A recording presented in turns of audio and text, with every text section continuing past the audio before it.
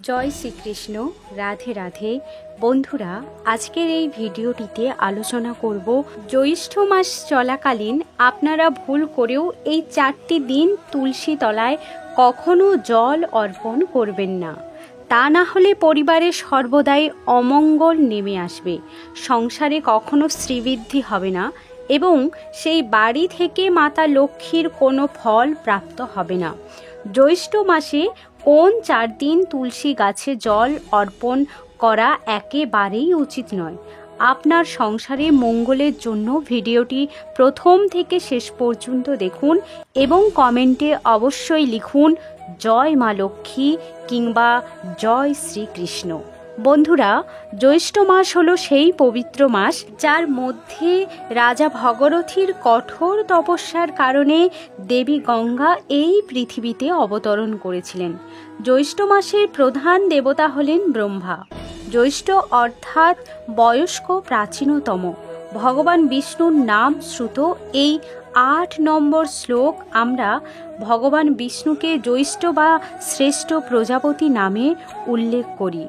ভগবান বিষ্ণু হলেন পরম ব্রহ্মা। জ্যৈষ্ঠ মাসের শাসক প্রভু হলেন ভগবান বিষ্ণু। বেশিরভাগ হিন্দু সনাতন ধর্মের বাড়িতে তুলসী গাছ আমাদের থাকে।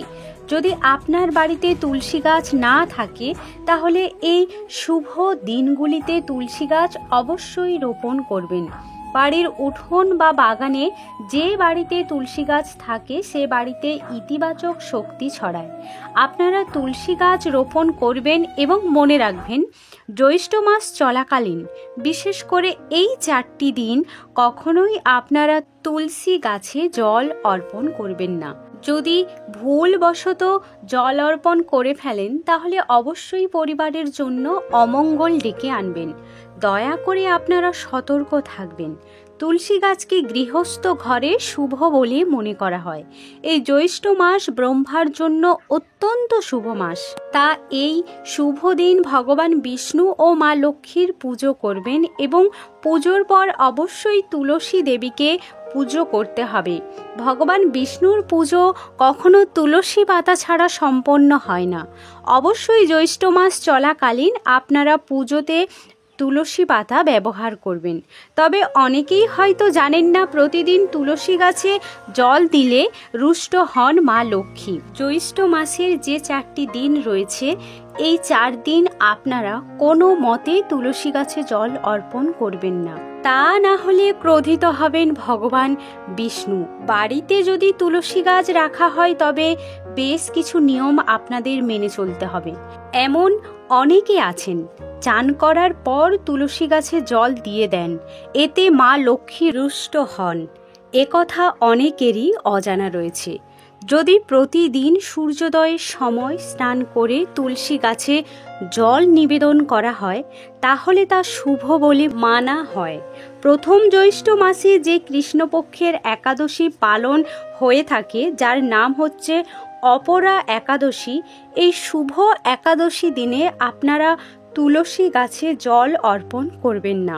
দ্বিতীয় দিন হচ্ছে জ্যৈষ্ঠ মাসের শুক্লপক্ষের যে নির্জলা একাদশীর দিন রয়েছে এদিনও তুলসী গাছে জল নিবেদন করা যাবে না। যদি এই ব্রত চলাকালীন আপনারা জল নিবেদন বা তুলসী পাতা ছিঁড়ে ফেলেন তাহলে সেই ব্রত নষ্ট হয়ে যেতে পারে, যার ফলে আপনার পরিবারে অমঙ্গল নেমে আসতে পারেন। এই শুভ দিনগুলোতে তুলসী দেবীকে রুষ্ট করবেন না, মনে রাখবেন এই বিষয়টি। এছাড়া রবিবার দিন তুলসী গাছে জল দেবেন না।